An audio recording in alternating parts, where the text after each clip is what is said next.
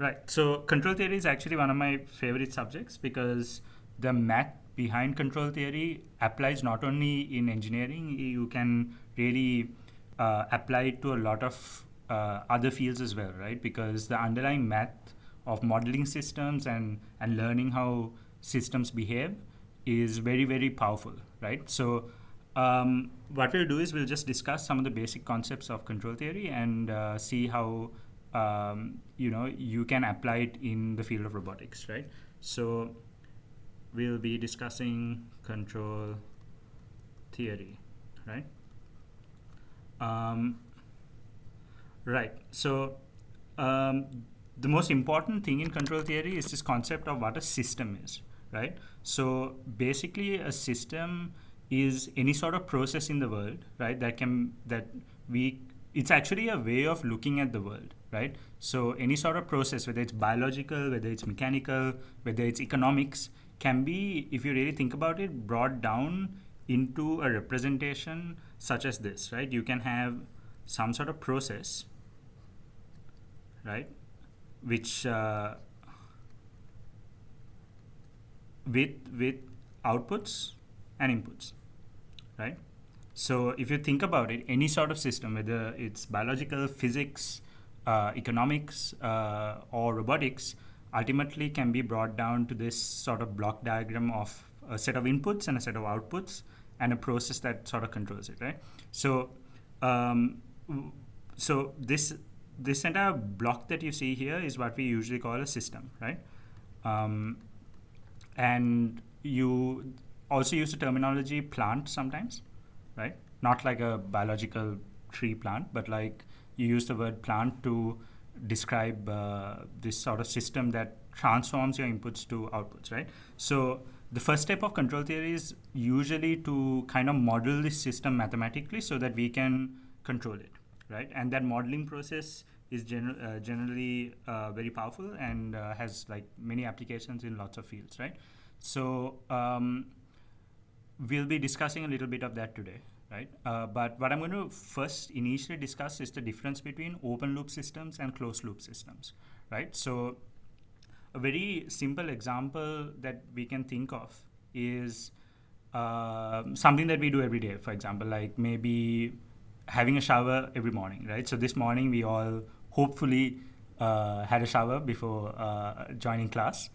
So in the process of having a shower, right, usually we have like a hot water tap and a cold water tap, right? And what we do is we adjust it so that our shower, the temperature of the water that we are showering with is bearable, right? It doesn't like either burn us or freeze us to death, right? So this process, if you think about it, is pretty much a control system, right? You have some sort of inputs, you have some sort of outputs, and you have a system that kind of transfers your inputs, which is basically the force you apply on these two taps, right, into some sort of output. And here, let's say the output that we are really worried about is the temperature of the water, right? So I'm just going to call that T, right? So let's say, right, that for some weird reason, you were completely numb and you couldn't feel any of the temperature of the water, right? And you just adjust these taps, you kind of guess what the temperature is, and then you kind of adjust the taps, right? So that you don't really. So what we normally do is we kind of test the water, right? We feel the water and we check if the temperature is the temperature that we want, right? But imagine you couldn't do that. Imagine you had a weird a problem where you can't really feel the temperature, right? A situation like that is what we call an open loop system, where you don't have any sort of feedback of the output. So you are kind of really guessing what the output is going to be, and so you adjust these steps without really kind of sensing what the output is, right? So that's what we call an open loop system. But if we have some sort of feedback, which is what we usually do, right? We test the water. We put out our hand underneath the water while we are adjusting these taps to test the temperature of the water. So what we do then is we have what we call a feedback system, right? So we test the output, right, with some sort of sensor, right? And then we use that information to adjust the input, right? So that is what we call a closed loop system, right? So the kind of control that we're talking about in this lesson is this control that is achieved through feedback, through a closed loop system, where we are kind of looking at the states of the output and then adjusting the input so that we get the right sort of output that we want, right? So in this example, the control system is you, right? You, the person, right? You have the sensor, your skin, where you test the water and then you apply a force into these taps to adjust it, right? So what we are going to talk about is obviously a situation where this person is replaced by a machine, right? So can we achieve like automatic control, right? Where all of this is sort of handled by a machine instead of a human, right? So that's really what we're going to discuss in control theory.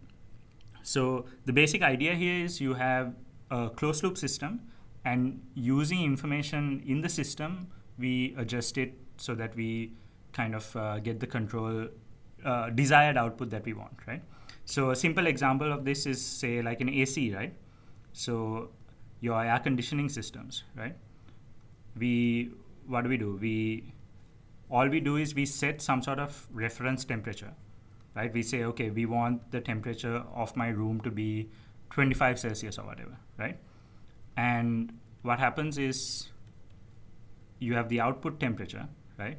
What we do in an air conditioning is we sense the actual temperature of the room, right? And we feed that back, right? And we compare it with the reference temperature, right? So let's say you need a 25 Celsius. You need your room to be 25 Celsius, right? But the actual temperature, ambient temperature in the room is, say, 30, right? So you feed that back using some sort of temperature sensor, and what you do is you compare it with this reference, and you see that the difference between this is 5 Celsius, right? So you see that your actual output is 5 Celsius more than what you want, right? So this error term is what's then kind of fed back into the system through some sort of controller, right? So that your system then kind of knows, okay, we want it at 25, but it's actually 30, so the air conditioning starts, say, like pumping out cold air, right? So that's a simple example of like an automatic control system, right? With sort of feedback and closed loop scenario, right? All right, so I hope you guys have like a basic idea of a control system, and basically this idea of a closed loop system and feedback, and taking that information and kind of using it to automatically control a system. Right, so now the question is, before we actually get into how all of this can work, we need to understand how to model this system mathematically, right? Because ultimately, this entire process has to be done in some sort of mathematical way, right? So what we're going to discuss now is mathematical modeling, and basically, essentially, how to represent this system mathematically, right? So I think if you can download your control lecture notes that Liang will cover next week, I'll just quickly run through a bit of it so that it might be helpful. So I think if you go to week 7,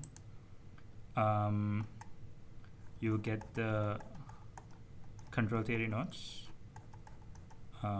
Actually, if you go to week 6, you get them, right? So I'll just quickly run through them right now. Hold on.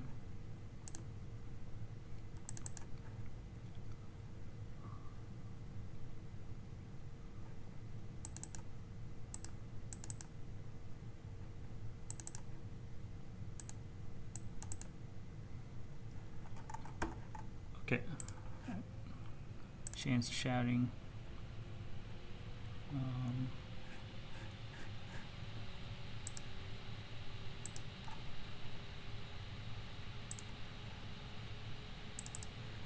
All right, So I hope you guys can see the PDF, right? Right, hold on, let me download. Yeah, so if you go to week 6, you can download your control notes, right? Yeah, so if you download these,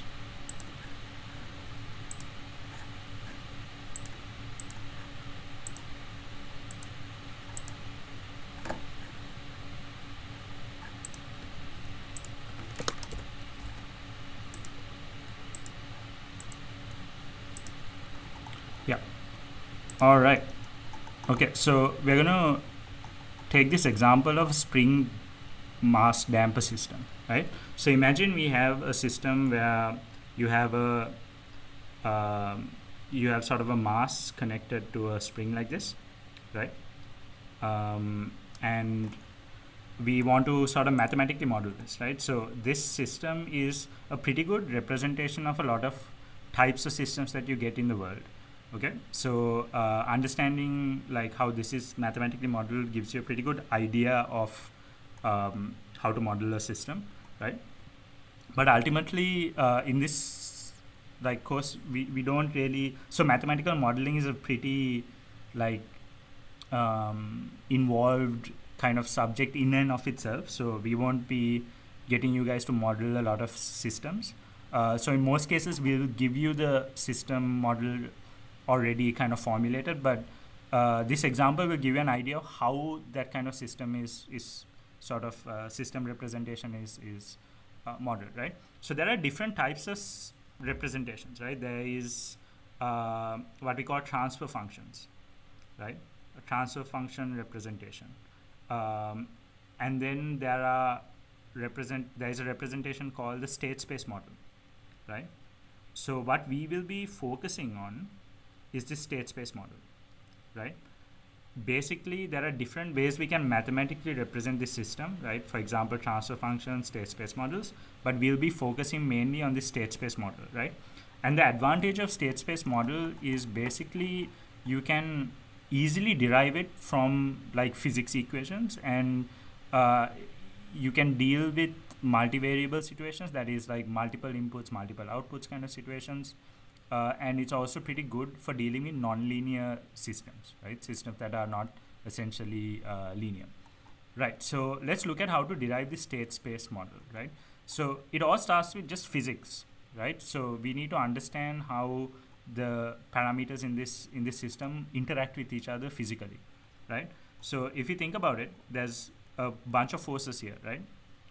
First, we look at the spring force, right? So we all know, hopefully, the equation of spring from Hooke's law, right? So if you have a displacement pushing this way, right, the spring will have a force pushing that way, and it will be equal to this, right, where K is the spring constant, right? So this is like high school physics. And similarly, you have this damper, right? Something that is kind of doing the opposite effect of a spring, where it's kind of damping the system. And usually a damper is related to the velocity of your system, right? So if you think about it, x dot is basically the velocity of your system, where x is the displacement measured in your system, right? So let's say from some sort of equilibrium point, right? Let's say here or something, right?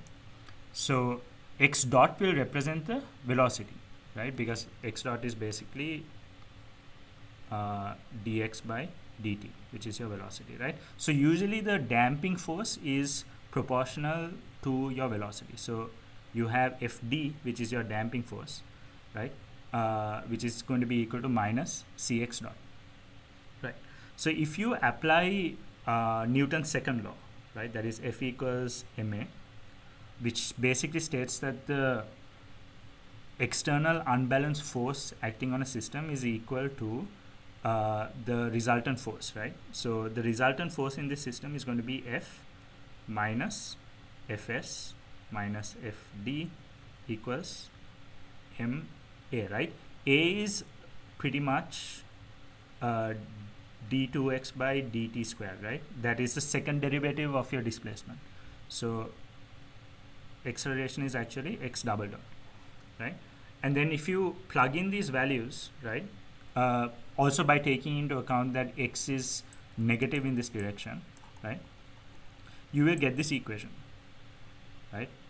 If you subject x double dot and divide everything by m, right, you will get this equation.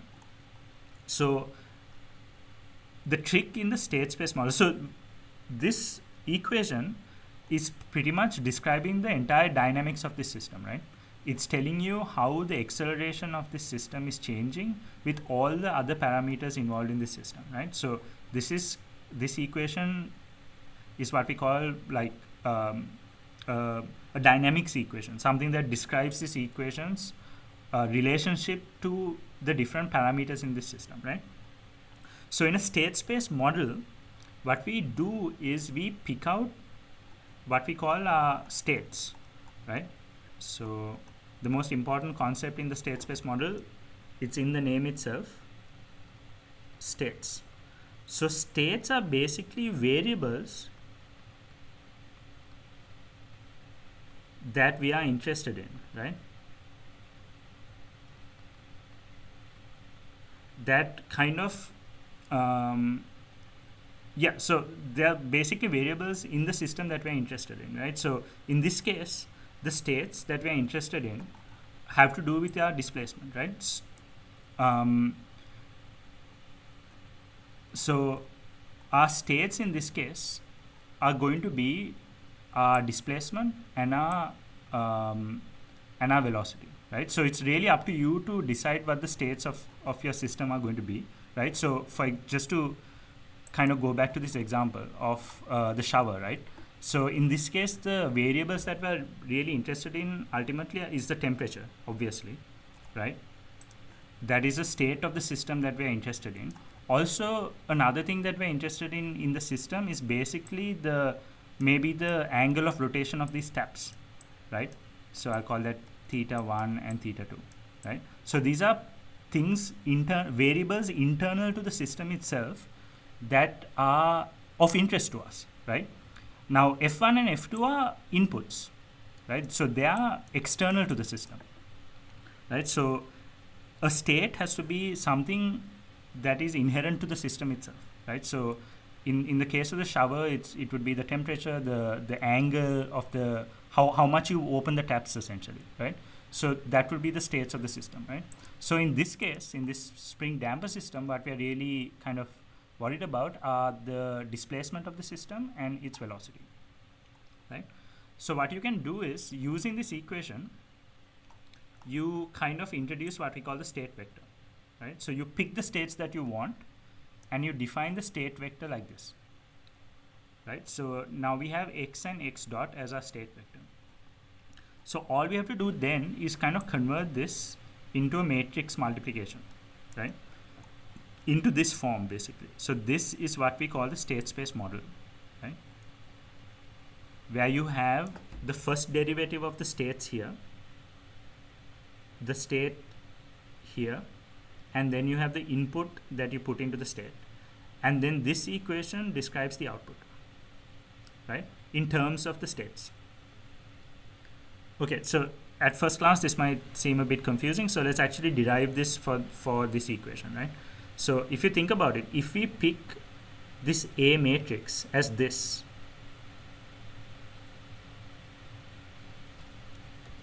right, and the B matrix as this, we kind of get this relationship, right? Because if you think about it, if we choose our state vector to be x and x dot, what is, so we have, this is what we call the state space model, right?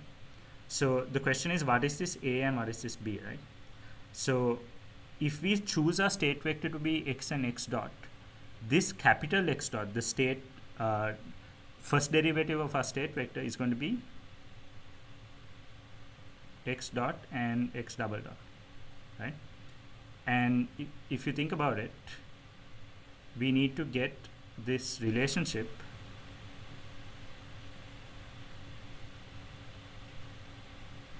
and what is our input? Our input is f, right? So we have another B matrix here into F, right? So how do you relate this state vector to this x dot, right? If you put a 0 and a 1 here, you can see that x into 0 is 0 plus x dot into 1 is going to be x dot, right? And how is F related to x dot? It will be 0 here, right? And then if you look at this equation, x double dot is related to these states. If you think about it, in this way, right? Because x into minus km will be this term, x dot into minus cm will be this term, and how F is related is basically 1 over m, right? So basically the idea behind a state space model is you have to take the dynamics of the system and put it into this form. X dot equals ax plus bf, y equals cx. So y is going to be your output, right? So that really depends on what part of the state that you're interested in as your output, right?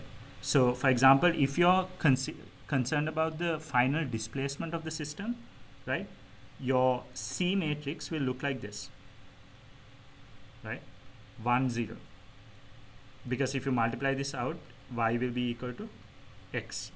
But let's say you want your output of your system to be your velocity, then C will look like this, where y is equal to x dot, right?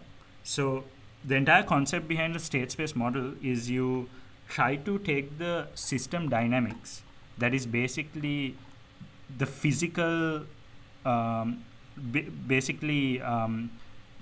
the physics of the system, which is described in this equation, right? And try to put it into this form: x dot equals ax plus bf, y equals cx, right? And these matrices, right, are what kind of define the system, right? So if you think about it, what has happened in the state space model is you have a nice separation between the inputs, right, and then the internal parameters of the system itself, right? So if you look at the actual A matrix and B matrix, you can see that the A matrix has all the parameters of the system, right? It has the spring constant, it has the damping constant, the mass, and all that stuff, right? So this A matrix now is a nice representation of the information of the system, like how the system kind of behaves, right? Whereas the B matrix shows you the relationship between the input and how the system is going to change, right? So this state space model is a good representation of showing you how what states are important to you and how the system affects the change of those states, right? Because x dot is basically how those states are changing with time, right? That's what a derivative is, right? Basically dx by dt, right? That is basically how your states are changing with time, right? So this state space model does a pretty good job of capturing the dynamics of the system, like basically how the states of the system are changing, and basically how the system itself, which is described by the A matrix, affects the outputs and affects the states of the system, and how basically the inputs of the system, which is kind of handled by this B matrix, affects the system, right? So what that means is now we essentially have a model of the system, right? A mathematical model of a system, right? And the advantage is whatever the underlying physics of the system, right? Whether it's a spring mass damper system, whether it's economic system, biological system, if you can bring it down to this form, right? Ax plus bf, y equals cx, then we can kind of divorce the underlying system from the maths, right? Because if we learn the maths of how to deal with x dot equals ax plus bf, y equals cx, right, we can kind of plug in any system into that format, right? So this is the state space model is, think of it as like a format, right? A format that we can take any system into, right? So the state space model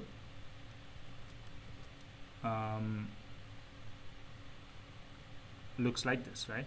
We just have a system, right? And now the system is described using this equation. And usually the input is represented by U, not F. The reason we used F here is because we were dealing with a force, right? Some sort of external input to the system. Usually it's, we use U as like a generalized kind of form of that, right? And then we have the output Y equals C X, right? And then we have the inputs and the outputs. Okay, so now we have like a mathematical model of the system, right? And again, remember, this is just one way of modeling the system. We can also look at this using what we call transfer functions, but we'll only be really looking at this state space model, right? So what these X and X dots are and what these A and B and C matrices are ultimately depends on the underlying system that you're trying to model, right?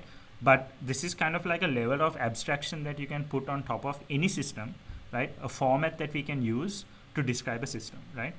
And again, the best part about this representation is that it kind of nicely, neatly divides our state of your system and then the inputs and puts the outputs separately, right? So this A matrix will give you a pretty good idea of the system itself, and your B matrix will tell you how the how the input of the system affects the dynamics of the system, or basically how the system is changing, right? So that is the state space model. Before we move any further, we'll just catch our breath a bit, and if you have any questions, right, if any of this was not unclear, please just let me know right now if you guys are with me or not.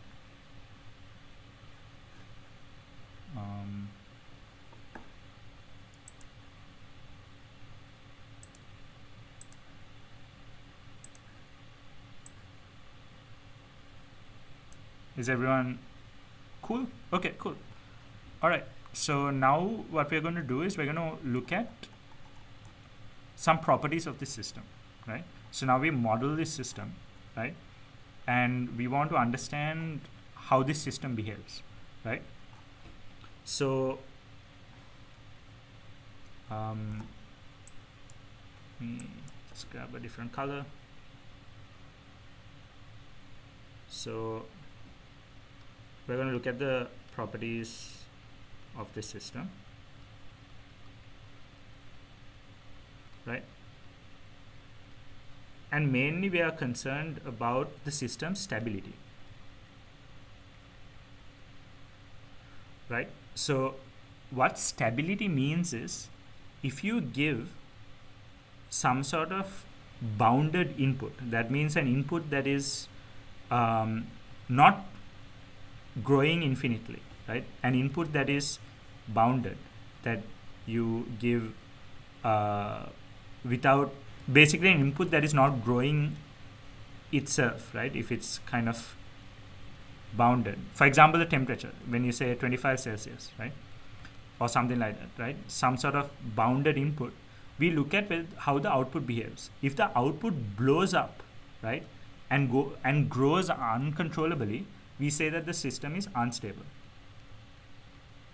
right? But if the system output kind of grows like this and then settles down at a certain value, then we say at some sort of equilibrium, then we say the system is stable, right? So we're going to look at how we can determine if the system is unstable or whether the system is stable, right? So looking at these equations, right, think about which matrix will give us that information, right? Is it going to be the C matrix, the B matrix, or the A matrix, right? If you think about it, how the system behaves is described in our A matrix, right? Like for example, in this in this example, our A matrix is what has all these parameters: the spring constant, the damping constant, all that stuff, right?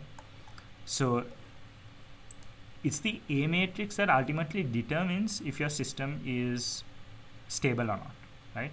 So we're going to look at what properties of this A matrix we need to look at to understand stability, right?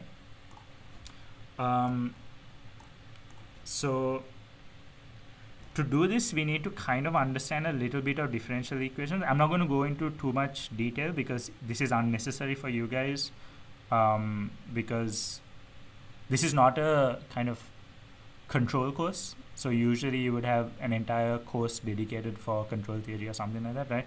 We are really concerned about robotics and how to apply these ultimately in our robotics applications, right? But I'm just going to give you a bit of intuition why, how everything kind of connects to some of the results that you have, right? So usually if you guys have done any sort of differential equations course, you'll know that the solution for a differential equation, right, looks something like this, right? A linear differential equation, right? Why are we talking about differential equations? Because differential equations basically capture dynamics, right? In a differential equation, we are always dealing with properties that are changing, right? That's why we have calculus involved, right? dx by dt, x dots, and all that stuff, right? That's because we're dealing with things that are constantly changing, right? Equations that are constantly changing, right? And in the real world, everything is constantly changing, right? Like even if it's this shower example, you have water that's flowing, temperature that's changing with time, right? So everything is changing with time. So the best way to ultimately model a system is through differential equations, right? That's kind of why you saw this this physics equation here has derivatives involved in it, right? So if you're going to model a system, a dynamic real world system that's changing, you have to use differential equations, right? And ultimately the solution for a linear differential equation kind of looks like this. You don't have to worry about that in detail, but if you're interested in like differential equations and stuff, I suggest like go read up a bit more about it. But ultimately there is exponentials involved, right? And this parameter here, right, which we sometimes call time constant, determines how the output of this system really looks like, right? So for example, if this lambda here is positive, right, what we see is, actually I'll draw a little graph here. By the way, you guys can take this down if you want as well, right? So imagine we had the complex plane, right? That's real values here and imaginary values here, right? That is, imagine lambda is equal to some sort of complex number, a plus bi or something like that, right? Where a is the real value and b is the imaginary value, right? Let's say, forget about the imaginary value for now. Let's say we are looking at the real values, right? If your real values are positive, right? So if your real values are positive of this lambda, you will have positive exponential growth, right? Like this. Your output will be exponentially growing, kind of like the coronavirus, right? You will have exponential growth if this is positive. So here, if you have completely positive real values, you will have exponential growth like this, right? On the flip side, if these values were negative, right? If they were negative, purely real negative values, it's going to decay like this into some sort of equilibrium, right? And this is where things get kind of interesting. If you have a complex number, right? If you have an imaginary component, if you have a purely imaginary component, right? Here, what you will get is an oscillating output, right? Because if you take imaginary values of exponentials, you get sine and cos terms, right? Again, there's a lot of math there that I'm skipping, and it's not really necessary, right? but just understanding how these lambda affects your system output is important, right? If you have imaginary values, you will have sort of a oscillating output, right? If you have imaginary values with negative real values, you will have oscillations that decay. So if you have your lambda value somewhere here, right, that is negative real values and imaginary, you will have values that kind of decay like this. Oscillations but decaying, right? If you have positive real values and imaginary values, you will have an oscillation that grows exponentially, right? The opposite of this, basically. A simple example of a scenario where you have oscillations that die down in a system is a pendulum, right? Imagine you have a pendulum and you swing it. What happens to its displacement? It will go like this, like this, like this, like this, and then settle down eventually, right? And if you plot the displacement of this pendulum, it will look something like this, right? So you can actually look at the differential equations of a pendulum and say how it's going to kind of change, right? So looking at this graph, you can see that if your real values of this lambda are on the negative side, your system is stable, right? It will always kind of come down to a certain value, right, to some sort of static value. While as if you're on the positive real axis, you will have exponential growth, right? And your system is unstable. So in this right half of the plane, you have unstable system, and on the left half of the plane, you have a stable system, right? So unstable system, stable system. So now the question is, how do we look at these lambda values? By just looking at the state space model, right? So it happens to be, you can actually derive this, that the eigenvalues of this A matrix represent these lambda values. Okay, so I'm not going to go into the derivation of that. If you are interested, you can derive it yourself. But what you need to remember is, if you're going to check if the system is stable or not, you have to look at the eigenvalues of the A matrix in your state space model, right? So if you have negative eigenvalues,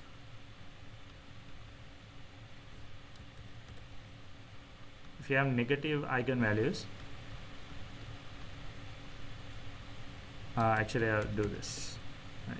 If you have 0 or negative eigenvalues, your system is stable, right? If you have positive eigenvalues, your system is unstable, right? So if I give you a state space representation, all you need to do to check if the system is a stable system or an unstable system is you look at its eigenvalues, right? Now again, this is not a course in like linear algebra and stuff like that, so I'm not going to go into details about eigenvalues and stuff, right? If I'm guessing you guys have done that in some sort of linear algebra course, but we'll do an example where we calculate the eigenvalues by hand, right? But lucky for us, MATLAB just has a function where if you give this A matrix, you can straight away get the eigenvalues and check whether the system is stable or unstable, right? So yeah, so ultimately what I'm trying to say is this A matrix determines how your system is going to perform, whether it's going to exponentially decrease, exponentially grow, or whether it's going to oscillate, right? Whether the output that you want is going to start kind of vibrating instead of going to where you want it to go to. Okay, so what that means is this A matrix ultimately is what we want to control, right? If we can kind of for example, if we have a completely unstable system, we can bring it to stability by affecting this A matrix, right? So that's kind of what we do in our control step. Okay, we affect this A matrix so that we can get the behavior that we want, right? We kind of either try to make it stable or make it oscillate less or whatever, right? So everything depends ultimately where these eigenvalues fall on this real and imaginary axis, right? So these eigenvalues, right, in control theory we call them poles. We call them the poles of the system, right? So if your poles are negative, we say the system is stable. If the poles are positive, we say that the system is unstable, right? And also remember, this is for a continuous time system, right? We'll learn about discrete time systems later, right? But this is for a continuous time system. All right, before we move on to the next section, are there any questions regarding this? I hope I'm not like stuffing you guys with too much information. It's just hard to do today's tutorial unless we have like a basic understanding of these things. Liang will cover these again next week as well, right? So if I'm going too fast and it's difficult for you guys to follow, Liang will explain this probably better than I've explained it. So yeah, any questions before we move on to the next section? All you need to know ultimately is the eigenvalues of this A matrix will determine the stability of the system, right? And how it really affects it is because the solution for this differential equation, the eigenvalues of this end up in the exponent. So if these eigenvalues are positive, we'll have exponential growth. If they're negative, we'll have some sort of exponential decay, right? Okay, so now we've basically talked about system modeling, right? How to mathematically represent a system. We've talked about the properties of the system. Now let's talk about control, right? Basically what we've been here to do in the first place, right? Control. So how do we control this system, right? So there are different control approaches, right? You guys probably heard of PID controllers, right? And then we will be learning something called LQR control, right? Linear quadratic regulation, right? Again, I won't be discussing this today, right? And in our course, we won't really be discussing PID control either, right? So we'll mostly be discussing LQR and what we call pole placement, right? So LQR and pole placement are related to each other, right? You don't have to worry about LQR today. We'll be discussing that next week. But what we'll be discussing is pole placement, right? So there are many ways of doing control, and we'll just be discussing two of them, right? So pole placement and LQR. So today we'll be discussing pole placement, right? So the name pole placement itself kind of gives you a hint of what we are doing, right? I told you now that the poles of the system, that is the eigenvalues of this A matrix, determines how the system functions, right? So if we can place those poles in places that we want to, we can determine the output of the system, like how the system is going to perform, right? And that's the basic gist of this pole placement, right? So how it looks like in block diagram form is like this, right? So we have a system, right? And we have described the system as AX plus BU, Y equals CX, right? So we have the input U and output Y.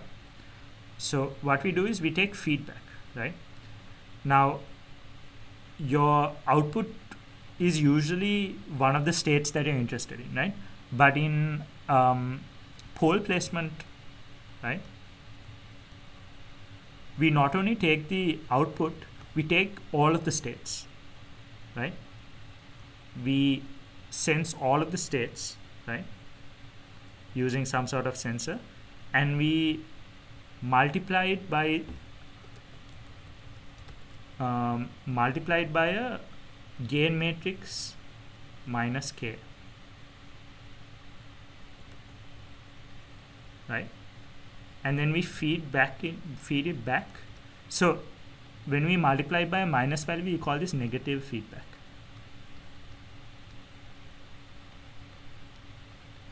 Right? So we multiply this by minus k, and then we feed it back into this system, right? And into this we add some sort of reference value that we want the system to kind of follow, right? So your input gets modified now, right? So you have now a closed loop system, right? So I'll actually compare the two. So when you are dealing with the open loop system,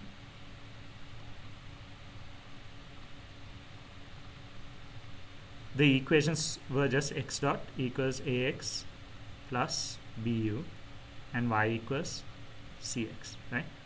So that was what the open loop system equations look like, right? So the closed loop system that we just now drew,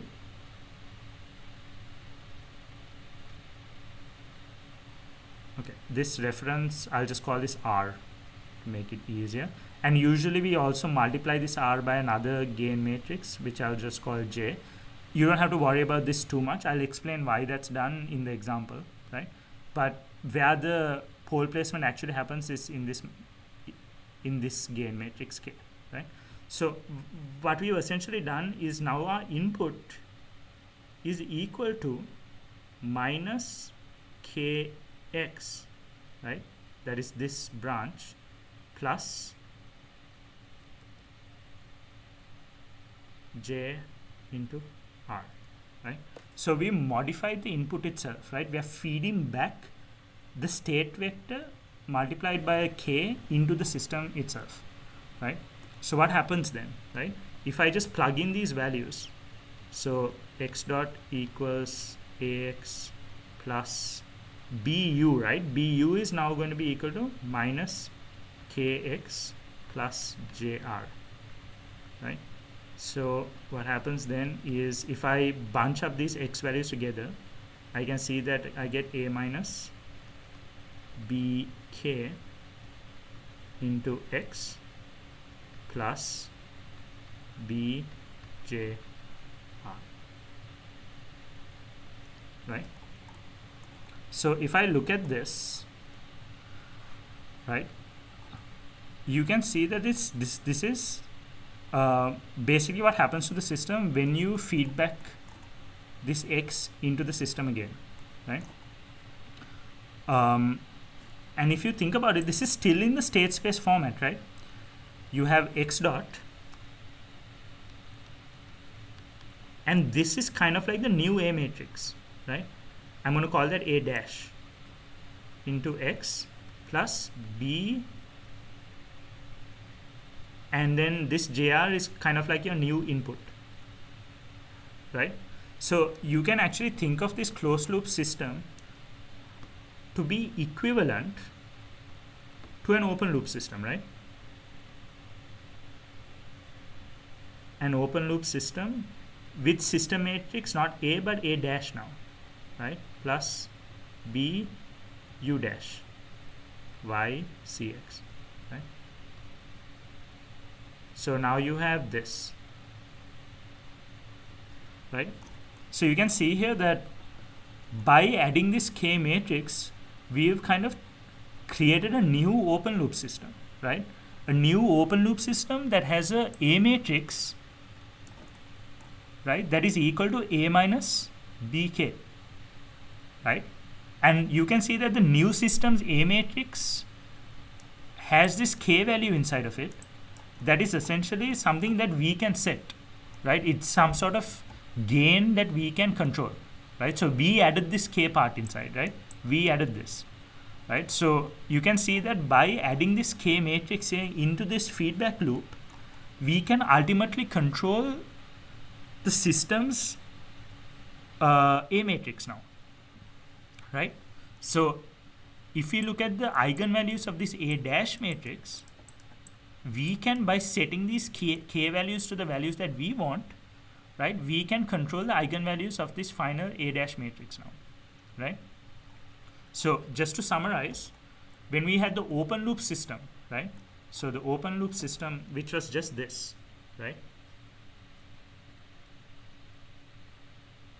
X dot equals AX plus BU, Y equals CX. We had no control over this A matrix, right? It was part of the system itself, right? So what we did is we added this negative feedback with this K matrix, right, that we can set. We can set these values to any value that we want. That has ultimately readjusted the system so that we have a new A matrix, which I'm going to call A dash, right? So that's basically how we kind of do pole placement. We add this extra feedback loop here, not extra, we add a feedback loop here with a gain that we can control.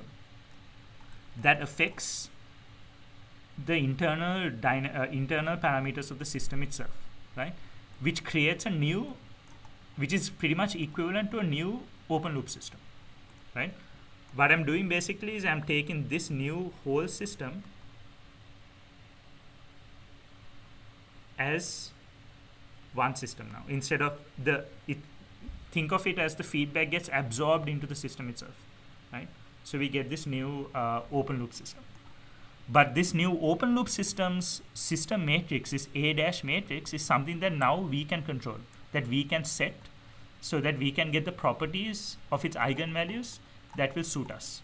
Whether we want oscillations, whether we want it to decrease or take a system from instability to stability. Right, so that's the basic gist of pole placement, and now we can get into the tutorials, right?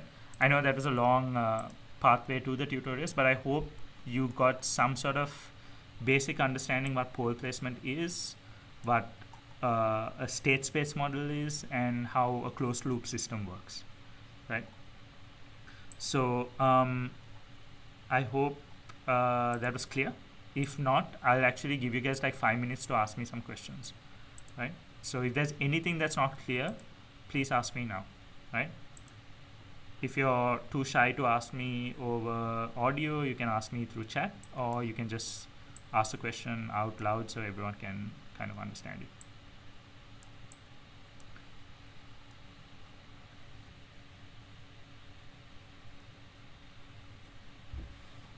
Was there any aspect of this that was difficult to kind of grasp?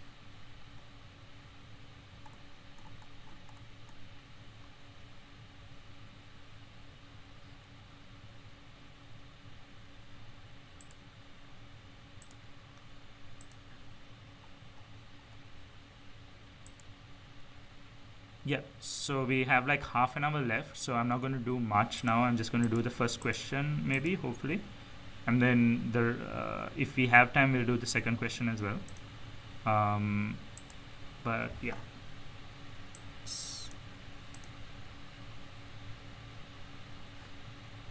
Oops.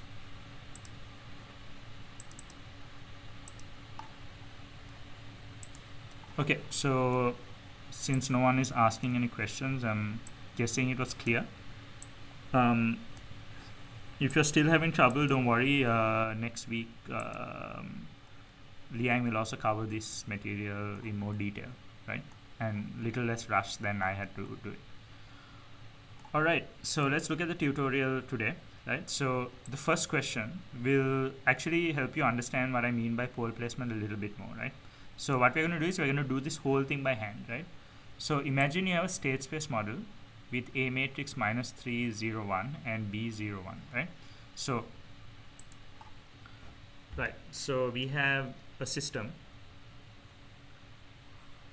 like this, x dot equals ax plus bu,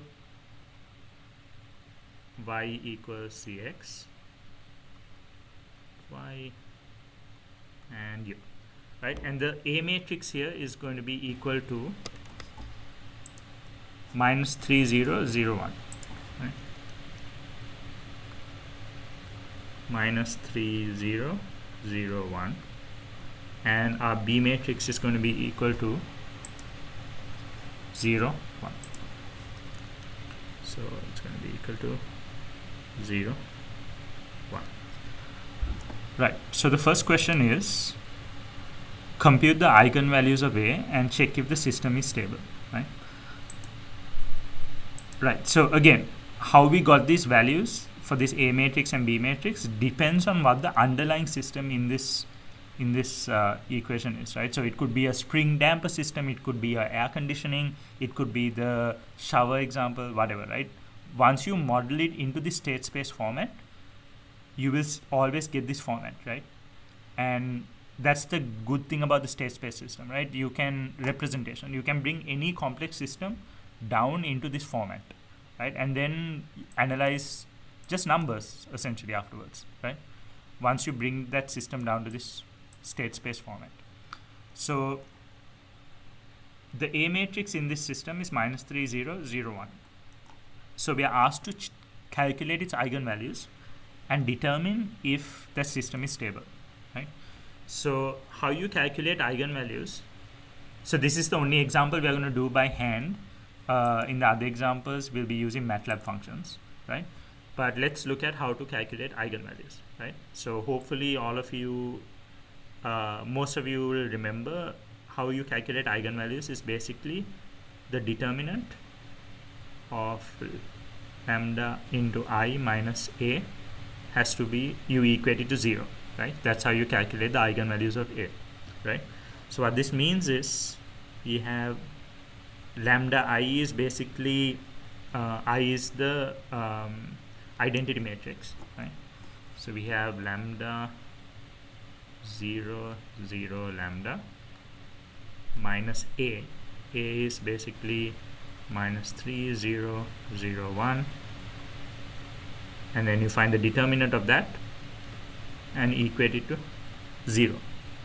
So if you subtract these two matrices, you see that you get lambda plus 3 0 0 lambda minus 1, determinant equals 0, right? And how do you find a determinant of a 2 by 2 matrix? It's just this into this minus this into this, right? So what we get is lambda plus 3 into lambda minus 1 minus 0 into 0 equals 0, right? And you can see here that what we're getting here is some sort of quadratic equation, right? Lambda plus 3 into lambda minus 1 equals 0, right? Because this part is going to be 0, right? So you'll get two lambda values. You get lambda 1 equals 1 and lambda 2 equals minus 3. So these are the eigenvalues of your A matrix, right? Or the poles. We'll actually start using the word poles now, because in control theory we refer to these as poles, right? So the poles of the system, or the eigenvalues of the system, is 1 and minus 3. So by looking at these eigenvalues, is this system stable or unstable? I'm guessing no one's going to respond, so I'm just going to, just remind of the theory. If you have eigenvalues that are positive, right, positive real values, you're going to have an unstable system. So you can see here that we have a positive 1, right? So this is going to cause the system to be unstable. So this system is unstable, right? So all we did was we took this A matrix, we found its eigenvalues, and we saw that the one of its eigenvalues are positive, so this system is unstable. Cool. Right, so that's the answer for part 1 of the first question in the tutorial. And now let's look at part 2. So part 2 says check the system controllability. Okay, so that's something I didn't explain yet. So the controllability of the system is basically a measure of whether you can control it or not using pole placement, right? So pole placement can only be done like arbitrary pole placement. Let's say you want to place these poles anywhere you want. That can only be done if the system is what we say controllable, right? So how do we check if a system is controllable or not, right? So we're going to check the controllability.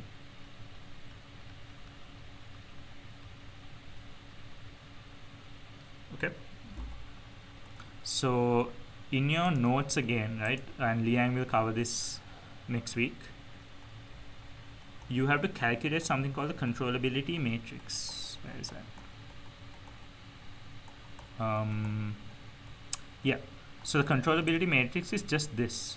You multiply b into ab and then you kind of follow this polynomial kind of form, right, where you, depending on the dimensions, we basically kind of try to find this matrix, right? So, and you check if it has a full row rank, right? Now I'll explain what that means, right? First we need to calculate this matrix, b into ab, a square into b, and so on, right?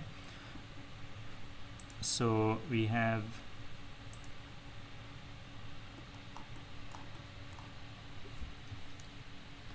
we're going to calculate the controllability matrix first, which is basically b b, ab, a square, b, and so on, right? So that's b and ab, right? Because this is a 2 by 2 matrix, we only have to go up to ab, that is first and second dimension, right? If it's a 3 by 3 matrix, we'll have to go into a squared, b, and so on, right? Right, so b is 0, 1, right? And ab is basically this into basically this matrix multiplied by b. So if I multiply these two, I'll get 0 into minus 3 is 0, plus 0 into 1 is 0, so I'll get 0 here. And then 0 into 0 is 0, 1 into 1 is 1. So I'll get 0, 1 here. So this is going to be our controllability matrix, right? 0, 0, 1, 1. And to check if a system is controllable or not, right, we need to check if this is a full rank matrix. Now what does that mean, right?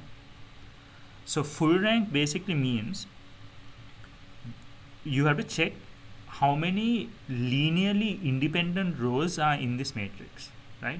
So what we mean by linear independence is whether we can make this row out of this row, right? So to give you an example, right, if I had a matrix like this, 2, 2, 4, 4, you can see that if I multiply this top row by 2, I can get the second row, right? So these two rows are not linearly independent, they are linearly dependent, right? But if I take this matrix, for example, 0, 2, 2, 0, I can't multiply this row to get this row, right? If I, for example, if I multiply this row by 0, I'll get 0, 0 here, right? So this matrix is linearly independent. This is not linearly independent, right? I can basically obtain this row from this row. Here you can't, right? Another example of a linearly independent matrix is basically 1, 0, 0, 0, 1, 0, 0, 0, 1. Like I can't obtain any of these rows from a combination of the other two rows, right? They're completely linearly independent. But if I had this, for example,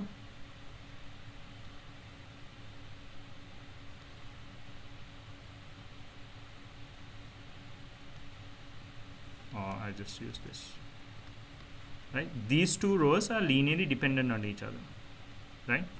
So basically the rank of the system, rank of a matrix, is basically the number of linearly independent rows that you can find, right? So if the number of linearly independent rows is equal to the dimensions of this matrix itself, right, then we say it's full rank. But if it's less, it's not full rank, right? So in our example of this controllable matrix, you have 0, 0, 1, 1. How many linearly independent rows? Are these two rows linearly independent? No, right? If I multiply 1, 1 by 0, I can get 0, 0, right? So this is not a full rank matrix, not a full rank matrix. So this system is actually not controllable. That basically means we can't place the poles anywhere we want, right? You can't arbitrarily, through pole placement, place it anywhere we want. There are certain limitations, right?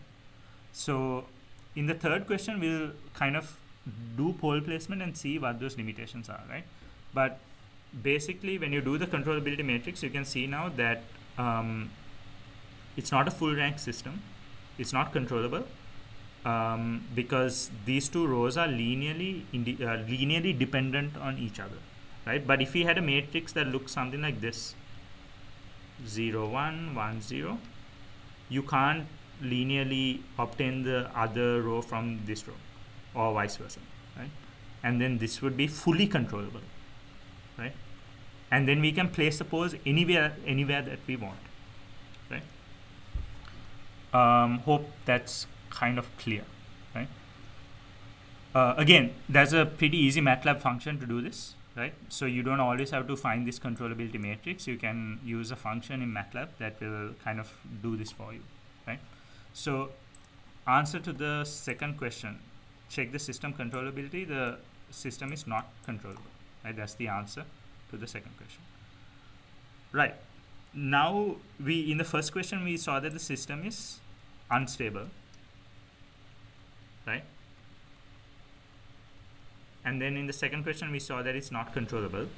The third question, what we're going to do is we're going to now perform pole placement so that we place the eigenvalues of our system at -3 and -4.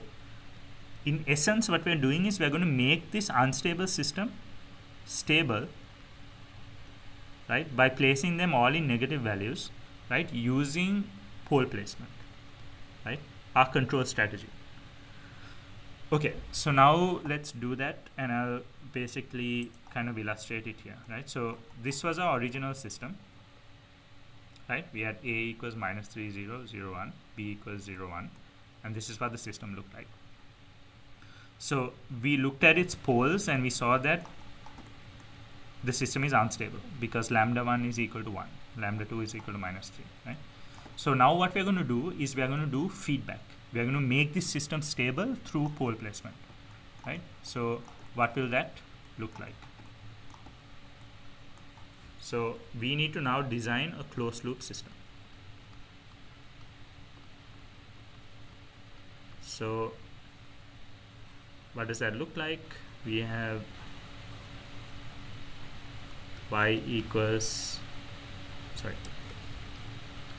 x dot equals ax plus bu, y equals cx, y coming out here, and what we do is we take our state vector and we multiply it by a gain matrix minus k, and then we feed it back into this system, right, with a new input r and a gain matrix j into this, right, so that we get this, right? So what are we getting? We are getting a pole placement equation. Basically, we also call this the control law, right? Is basically u is going to be equal to minus kx plus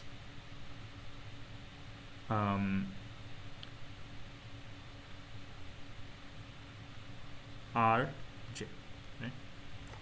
So when we plug that into our equation, we get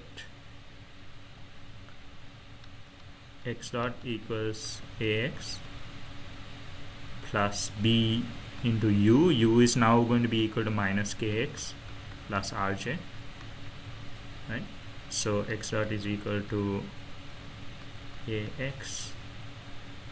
I'm just going to write a minus bk into x plus rbj, right? Again, don't worry too much about this reference signal and this value, right? That's not going to really affect anything other than the value that you want to end up controlling. What we are worrying now about is the stability of the entire system, and that's determined by this K matrix. As you can see, what affects the new system's A matrix is A minus, is this K value, right? So what we've gotten now is a new open loop system, right?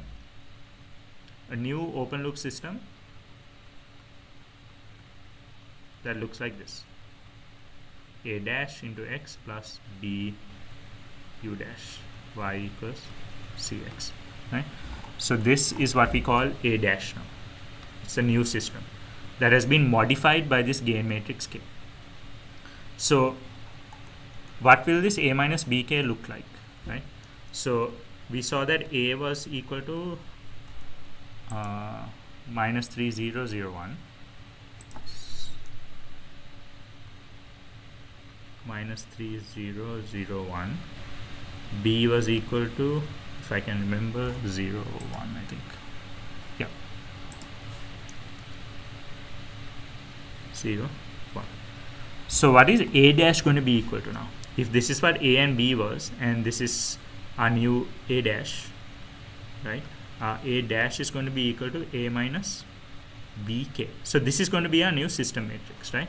And what this question says is, do pole placement so that our new poles will be minus 3 and minus 4, right? The original open loop system's poles were 1 and minus 3, right? But now what we're going to do is we're going to try and do a closed loop system so that the new system's eigenvalues are actually minus 3 and minus 4, right? So a dash is going to be equal to a minus bk. So a is equal to minus 3001 minus b is 01, right? So what should k look like for us to do this matrix subtraction, right? K will actually look like this, right?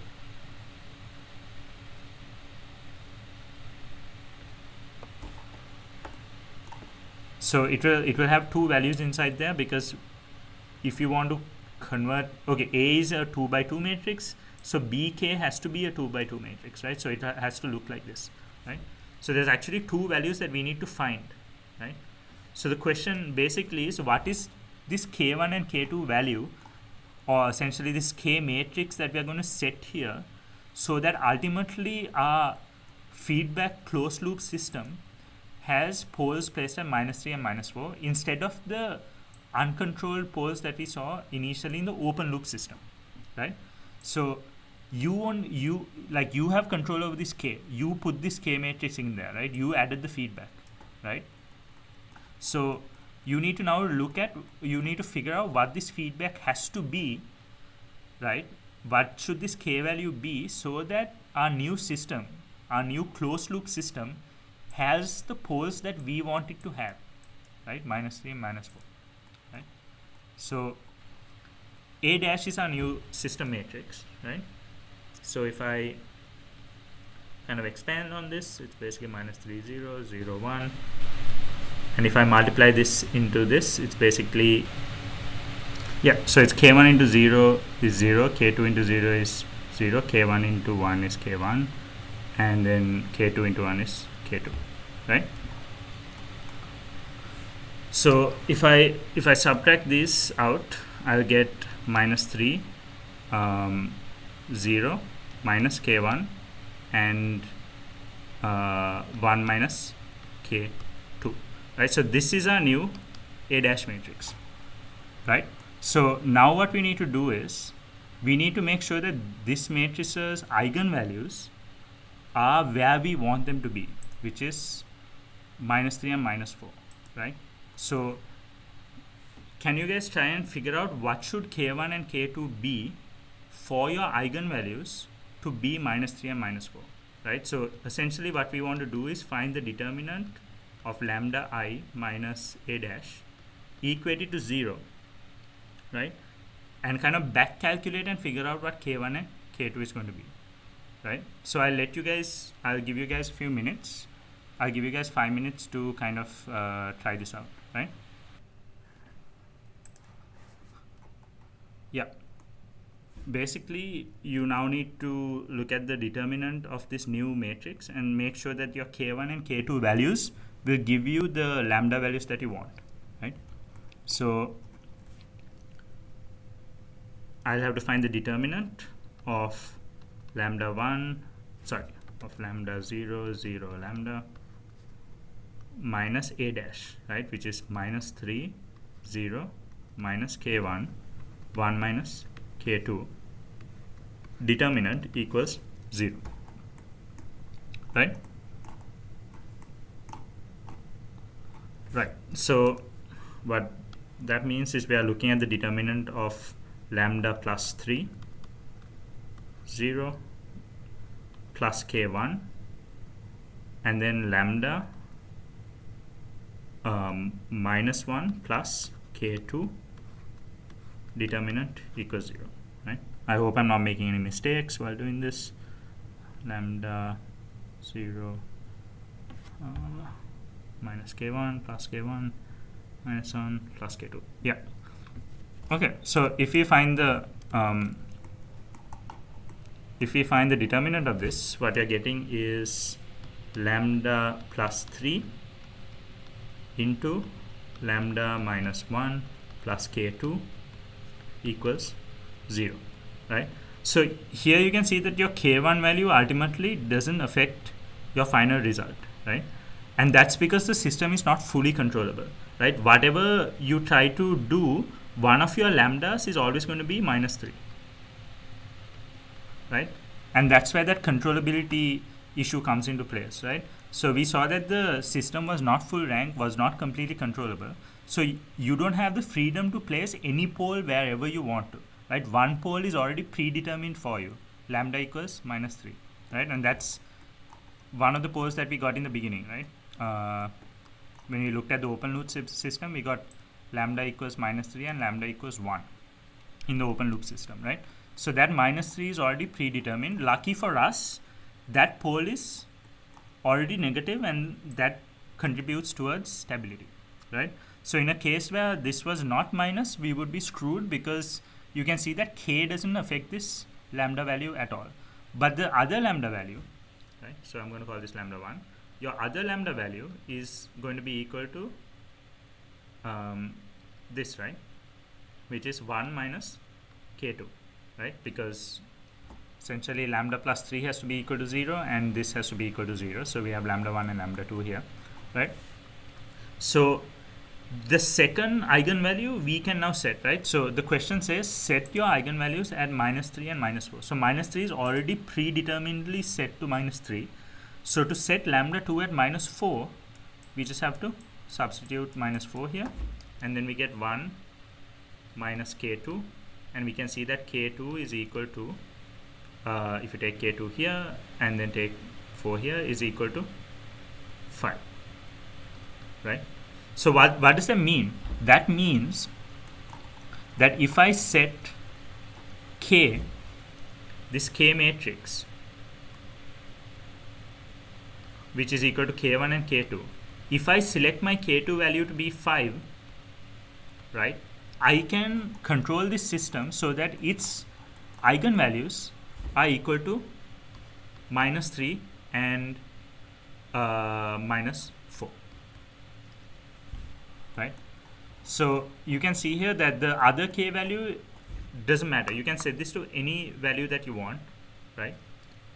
The k1 value, you can set that to 10, 20, 30, 2.5, whatever. It doesn't really matter because k1 doesn't ultimately affect the poles of the system because the system is not fully controllable.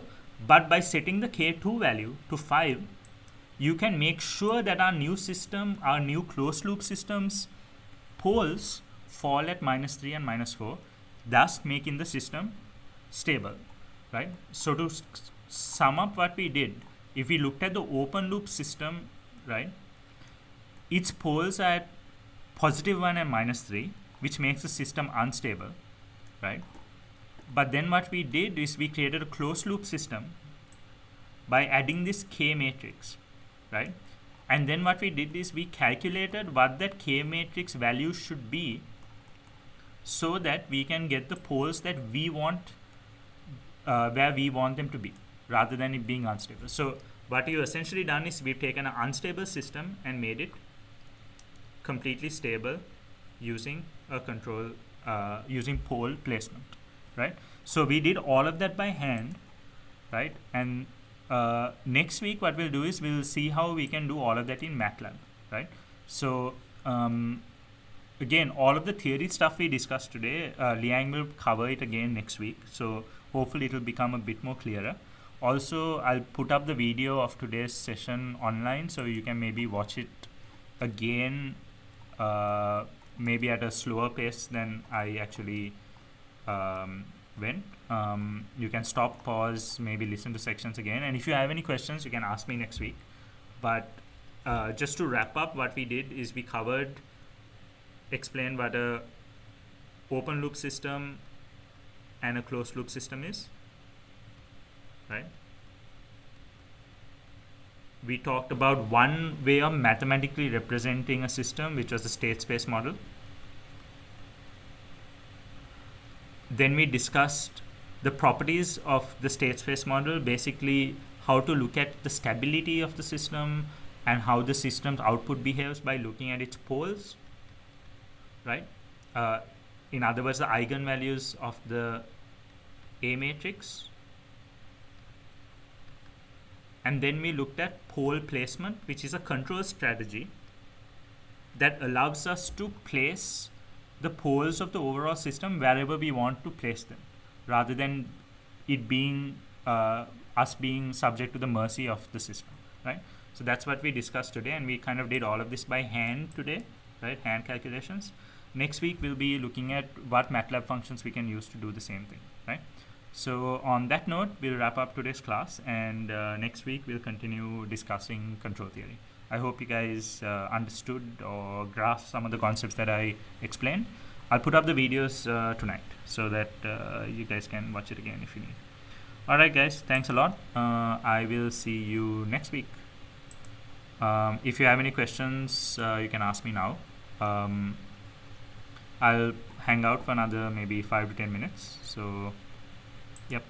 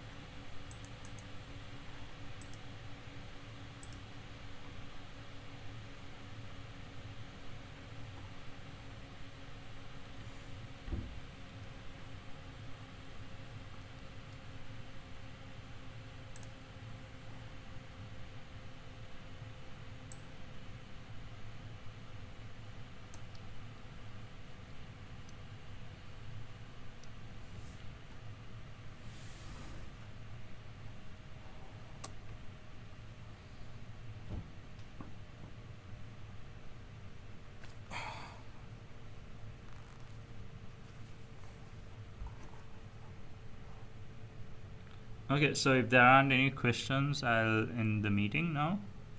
Thanks a lot, guys.